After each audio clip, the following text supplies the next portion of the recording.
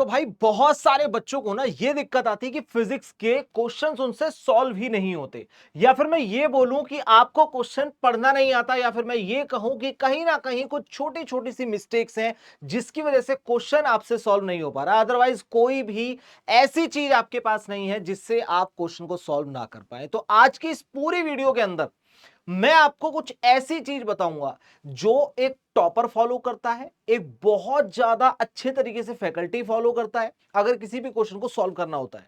तो मतलब आप ये मानिए कि अगर आपने इन सभी चीजों को बहुत अच्छे से ध्यान में रखते हुए क्वेश्चंस को पढ़कर सॉल्व किया तो नो डाउट आप भी फिजिक्स के क्वेश्चन को सॉल्व कर सकते हैं। तो चलिए बच्चों इसे जानते हैं एक बार। सबसे पहली चीज आती है कि क्यों बच्चा क्वेश्चन के अंदर फंस जाता है। अगर मैं बात करूं न्यूमेरिकल के अंदर बच्चा फंसता क्यों है, उसकी कुछ कॉमन ना मिस्टेक्स होती है जिसकी वजह से फंसता है। नंबर वन, सबसे पहले क्या होता है, उसे फियर। अगर मैं ध्यान से देखूं तो उसे सबसे पहले क्या होता है, डर होता है। किस चीज का डर होता है, उसे डर होता है कि यार फिजिक्स है, फिजिक्स मतलब टफ, टफ मतलब क्वेश्चन सॉल्व होना ही नहीं है। इसीलिए उसके दिमाग में ना पहले से ही हुआ बैठा होता है। इसके बाद दूसरी चीज होती है रट्टा।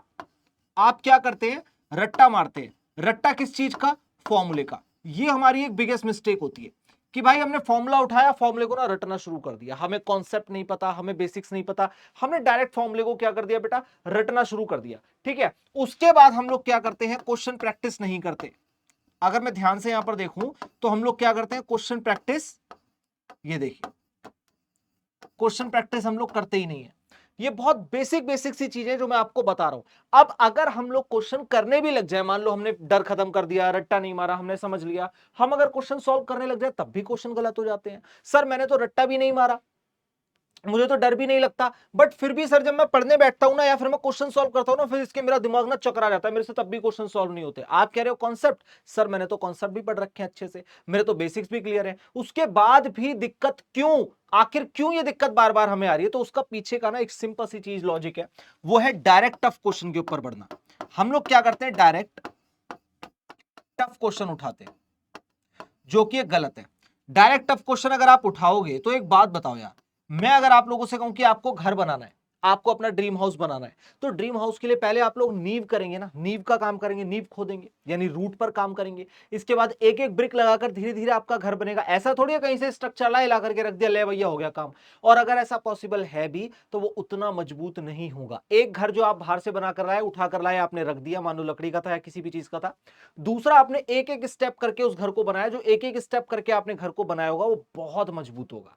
समझ रहे हैं, यही चीज है। हम लोग क्या करते हैं ना, डायरेक्ट हम लोग टफ क्वेश्चन की तरफ पहुंच जाते हैं। जब हम डायरेक्ट टफ क्वेश्चन की तरफ पहुंचते हैं तो इसके बाद हम लोगों ने ना तो बेसिक पढ़ा होता, ना ही हमने मॉडरेट क्वेश्चंस किए होते, तो हमारा सब कुछ गलत हो जाता है। ये कुछ कॉमन मिस्टेक है। इसके अलावा जो बाद में प्रॉब्लम आती है, मान लो आप लोग यहां भी नहीं फंस रहे, आप लोग इसे ही बहुत अच्छे से कर रहे हो, ठीक है, स्टिल हमें प्रॉब्लम यहां पर देखने को जो मिलती है, मैं उसकी बात करता हूं। और ये बहुत ज्यादा मिस्टेक, मतलब ये मान लो कि आप कॉमन मिस्टेक है।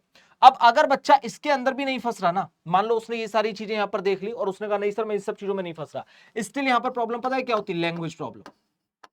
Language problem, language problem. मैं ये क्यों बोल रहा हूं इतनी बार, क्योंकि बच्चा पार्टी हम लोग जैसे इंग्लिश में क्वेश्चन को पढ़ते हैं, काफी टाइम हमें इंग्लिश समझ में ही नहीं आती कि क्वेश्चन में क्या दिया हुआ है। जब कोई हमें क्वेश्चन समझाता है तो हमें पता चलता है कि हमें कैसे फॉर्मूले को अप्लाई करना है। ठीक है, और हमारे क्या होता है, फॉर्मूला जो आप अप्लाई करते हैं, जो आप अप्लाई करते हैं फॉर्मूला, वो गलत करते हैं। फॉर्मूला अप्लाई करना ही हम लोग नहीं जानते, हमें लगता है कि डायरेक्ट हमने क्वेश्चन पढ़ा तुरंत हमारे पास हो जाएगा सारी चीजें, ये भी गलत है। इसके अलावा हमारे पास क्या होती है, कुछ कॉमन मिस्टेक्स, कॉमन मिस्टेक्स होती हैं जिसकी वजह से काम नहीं हो पाता, जिन पे हम काम भी नहीं करते। इसके अलावा होती है हमारे पास कैलकुलेशन मिस्टेक, जिसकी वजह से हमारा सही आंसर नहीं आता।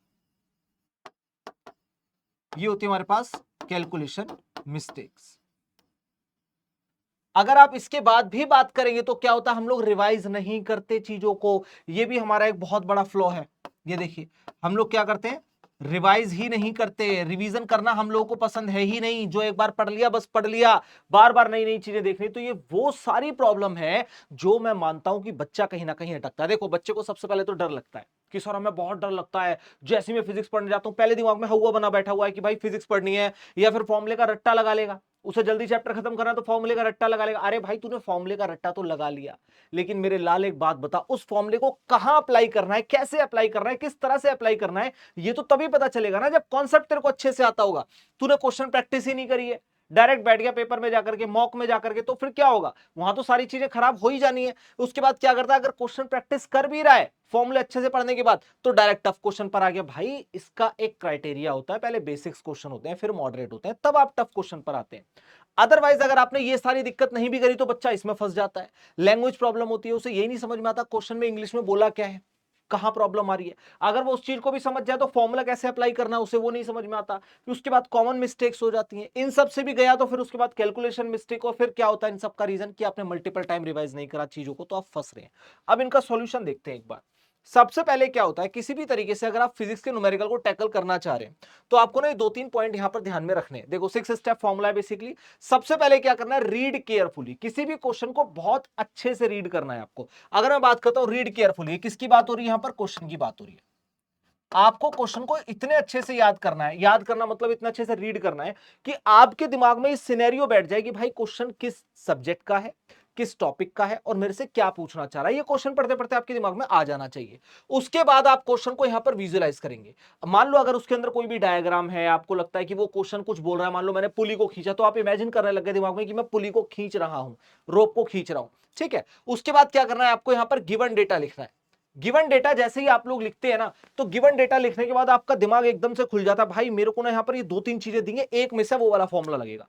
और ये सारी चीजें आती है मल्टीपल टाइम रिवीजन से, ध्यान रखना। उसके बाद आप कॉन्सेप्ट को चूज करते हो, लेकिन जैसे ही आप लोग गिवन डेटा को यहां पर लिखते हो ना, तुरंत आपके पास क्या होता है, फॉर्मूला, फॉर्मूला स्ट्राइक करता है आपको। जैसे आप गिवन डेटा लिखते हो, गिवन डेटा की वजह से आपको क्या होता है बच्चा पार्टी, फॉर्मूला स्ट्राइक करता है। और ये जो फॉर्मूला है ना, इसके बाद आप लोग यूज करते हैं यहां पर कॉन्सेप्ट। कॉन्सेप्ट को यूज करेंगे, फॉर्मूला ऑलरेडी स्ट्राइक कर चुका था, अब कॉन्सेप्ट यूज करने के बाद आपने फॉर्मूला अप्लाई किया, फॉर्मूले के बाद आप लोग क्या आ गए, फाइनली आंसर पर आ गए। और ध्यान रखना, इस पूरे प्रोसेस के अंदर आपको बिल्कुल भी कैलकुलेशन मिस्टेक नहीं करनी है। ये 6 स्टेप होते हैं। सबसे पहले क्वेश्चन को केयरफुली पढ़ना है। नो डाउट जब आप पहली बार क्वेश्चन करने बैठेंगे फिजिक्स के, या फिर आप बहुत बड़ी गलती करने के बाद क्वेश्चन करने बैठ रहे हैं, तो आपको समय लगेगा। ये मत सोचूंगा 45 क्वेश्चन आएंगे मुझे 45 मिनट में, या फिर मेरे को 90 मिनट्स में क्वेश्चन को सॉल्व करना, नहीं, इतना समय नहीं है। लेकिन आप एकदम से इस लेवल पे पहुंच जाए, पॉसिबल नहीं है। आपको सबसे पहले क्या होगा, मान लेते हैं आप एक क्वेश्चन को सॉल्व कर रहे हैं, हो सकता है आपको उसमें 5 मिनट, 6 मिनट, 7 मिनट, 10 मिनट इस तरीके का टाइम वहां पर लगे। लेकिन अगर ये टाइम लग रहा है ना, तो बहुत ज्यादा वर्थ इट होगा ये टाइम, क्योंकि आज अगर 10 मिनट लग रहे हैं, ये आने वाले समय में 7 मिनट, फिर 5 मिनट, और कब ये 30 सेकंड और 1 मिनट के अंदर क्वेश्चन कन्वर्ट हो जाएगा, आपको पता भी नहीं चलेगा। और ये सब कुछ पॉसिबल है सिर्फ और सिर्फ मल्टीपल टाइम रिवीजन से। तो मैंने आपको सबसे पहले प्रॉब्लम बताई, अब मैंने आपको उसका सॉल्यूशन बताया। अब आगे अगर मैं आपके साथ चलता हूं, तो देखो हमारे पास क्या होता है ना, कि हम क्या चीज करते हैं, आप ना मेमोराइज करते हैं, फॉर्मूला को याद करते हैं बार बार कि यार F इक्वल टू MA और V equal to U plus AT, S equal to UT plus half AT square. आप सिर्फ याद करे जा रहे हैं, याद करे जा रहे हैं। या फॉर्मूला रटने से किसी का भला हुआ है? आपने काम करके देख लिया ना, बहुत सारे बच्चे ऐसे होंगे जिन्होंने फॉर्मूला शीट बनाई होगी, फॉर्मूला शीट को बड़े अच्छे से सजाया होगा, और उन्हें लग रहा होगा भाई 2-3 पेज के अंदर फॉर्मूला शीट रख के डन हो गया, कहीं से PDF मिल गई, डन हो गया। यार सच में डन हो गया, सही बात है, बिल्कुल कोई दिक्कत नहीं, मैं इसमें एग्री करता हूं। लेकिन एक बात बता, अगर फॉर्मूला शीट मिल जाने से सारे बच्चे अगर फिजिक्स को क्लियर कर लेते, तो फिर फिजिक्स इतना बड़ा दिक्कत का पोर्शन क्यों बनता? वहां तो आप आराम से सरवाइव कर सकते थे ना, वहां तो आप लोग बहुत अच्छे तरीके से आगे बढ़ सकते थे ना। फिर प्रॉब्लम कहां पर रहती? भाई प्रॉब्लम रहती है कॉन्सेप्ट पर। जरूरी नहीं है कि आज के टाइम पर ऐसा क्वेश्चन आ जाए जो आपने तुरंत डेटा उठाया, डेटा को लिखा फॉर्मूला में और एकदम से आंसर आ गया, नहीं। आपको यहां पर कॉन्सेप्ट अप्लाई करना पड़ेगा, बेसिक आपका स्ट्रांग होना चाहिए। तो सबसे पहले तो कॉन्सेप्ट आपको आना चाहिए। कॉन्सेप्ट को आप जब इक्वेशंस के अंदर लाएंगे ना, फिर उसके बाद आपका न्यूमेरिकल बनना शुरू हो जाएगा। देखो बड़ा बेसिक सा फॉर्मूला है, बहुत सिंपल सा फंडा है। मैंने बोला कॉन्सेप्ट्स के बाद फॉर्मूला, उसके बाद कैलकुलेशन, ये हमारी कॉमन चीजें रहती हैं जो हमें करनी चाहिए। लेकिन हम क्या करते हैं पता है, हमारी मिस्टेक ये है कि हम लोगों ने तुरंत फॉर्मूला याद करा और तुरंत हमें उसमें क्वेश्चन हमें टफ उठाने हैं, टफ क्वेश्चन हो भी जाने चाहिए, फॉर्मूला यूज भी हो जाना चाहिए, तब मजा आएगा। ऐसा नहीं है यार।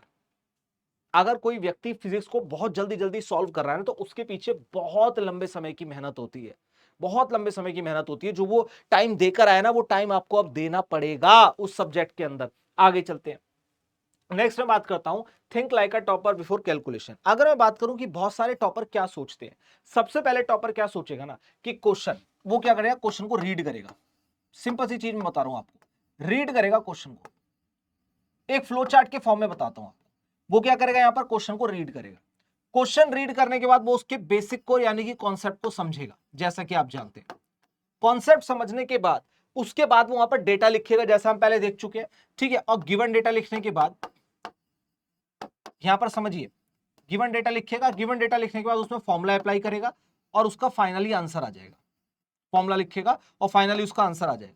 अब आप लोग ये बोलेंगे सर ये तो प्रीवियस स्लाइड में लिखा हुआ था, तो आपने अलग से लिख के क्या ही कर लिया। मैं कहूंगा देख सुन, बहुत कॉमन सी चीज जो वो ध्यान रखता है। अब यहां पर है सारी टॉपर की थिंकिंग। अगर मैं लिखना चाहूं ना यहां पर टॉपर थिंकिंग, ये देख टॉपर थिंकिंग क्या रहती है। टॉपर का हमारे पास जो एक ब्रेन है, ठीक है, जो एक ब्रेन है वो किस तरीके से काम करता है मैं उसकी बात कर रहा हूं। सबसे पहले वो अवॉइड करेगा, अवॉइड करेगा किस चीज के लिए, अवॉइड करेगा रट्टा, अवॉइड करेगा रट्टा। फोकस करेगा लर्निंग पर, फोकस करेगा कॉन्सेप्ट लर्निंग पर।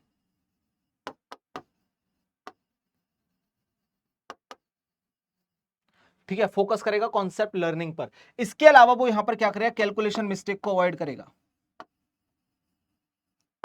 कैलकुलेशन मिस्टेक्स नहीं करेगा वो, ठीक है। इसके अलावा सबसे इंपॉर्टेंट काम जो आप लोग नहीं करते लेकिन एक टॉपर करता है, और वो है एरर नोटबुक।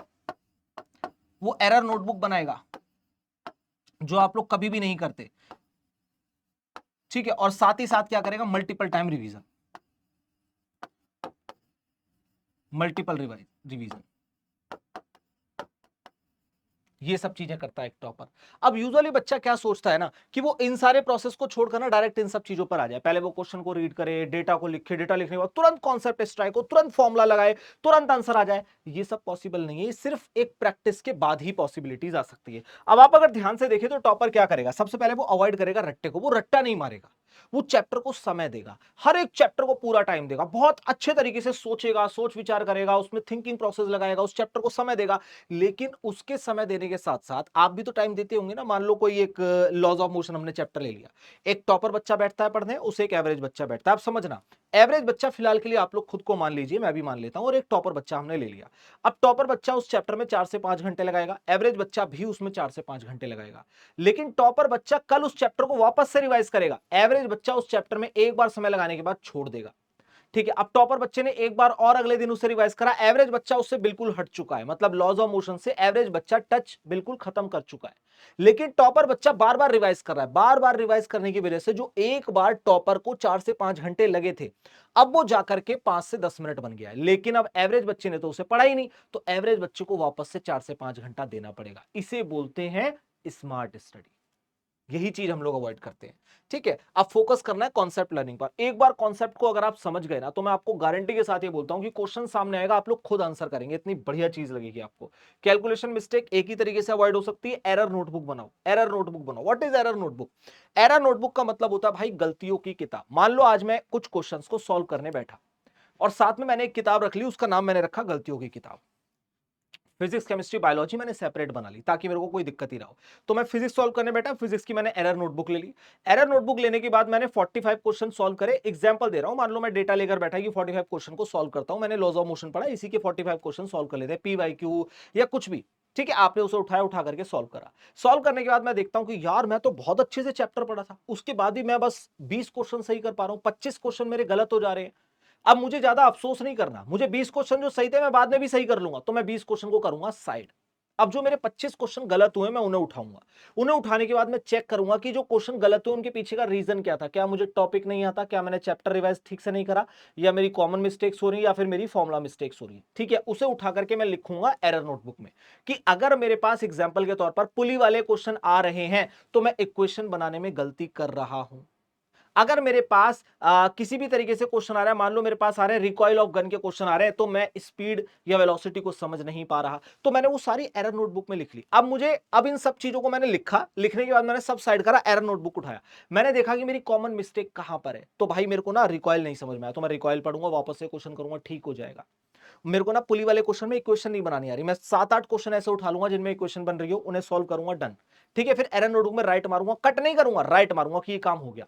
इसका मतलब आपका जो सही पोर्शन था वो तो आपने कर ही लिया, लेकिन जिस पोर्शन में आपकी गलती थी आपने उसे भी ठीक कर लिया, ठीक है, ये सारी चीजें होती हैं और मल्टीपल टाइम उसका रिवाइज करा तो काम हो जाएगा। फिर जब भी मॉक देने जाना है, कुछ भी देने जाना है, कोशिश करनी है कि एरर नोटबुक कंप्लीट पढ़कर जाना है, क्योंकि यही वो चीज है जो आपकी मिस्टेक को अवॉइड करवाएगा फाइनल एग्जाम के अंदर।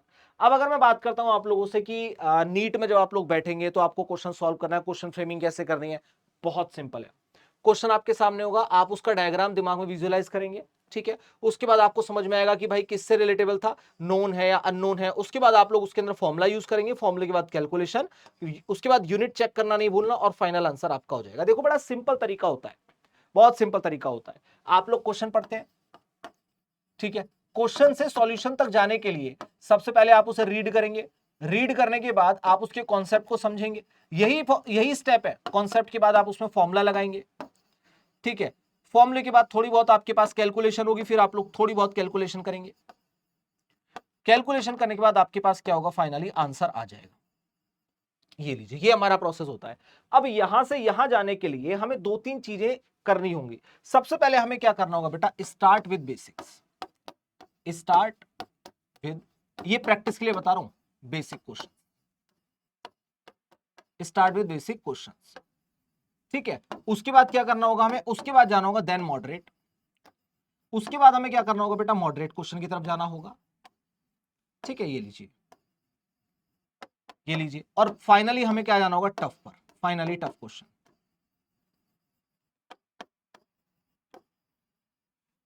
Finally tough question. तो यही हमारा एक क्राइटेरिया होता है जब हम पेपर करने बैठते हैं, तो हमें यही करना है। सबसे पहले बेसिक क्वेश्चन से स्टार्ट करो। आपने देखा 45 क्वेश्चन आपके पास है, 45 क्वेश्चन में से कुछ बेसिक क्वेश्चन होंगे, उन्हें डन करो, टिक करो, आगे बढ़ो। उसके बाद देखो कि मॉडरेट क्वेश्चन कौन से थे जो थोड़ा सा फॉर्मुला लगाने के बाद आ रहे थे, और उसके बाद सोच विचार करने वाले क्वेश्चन को लास्ट के लिए छोड़ दो।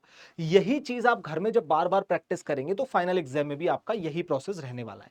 एंड आई होप कि आपको ये चीज बहुत अच्छे से क्लियर हो गई होगी कि फिजिक्स के फॉर्मूले को सीधे हमें अप्लाई ना करने की बजाय कॉन्सेप्ट को सीखना चाहिए और कैसे टैकल किए जाते हैं फिजिक्स के न्यूमेरिकल को। स्टिल अगर आपको कोई भी प्रॉब्लम है, आप नीचे कमेंट करके मुझे अपनी दिक्कतें बताएं, मैं आपकी हेल्प जरूर करूंगा। और अगर आप लोग वीडियो के लास्ट में आ चुके हैं तो यह बात याद रखना कि नीचे कमेंट जरूर करना, yes we will definitely do it.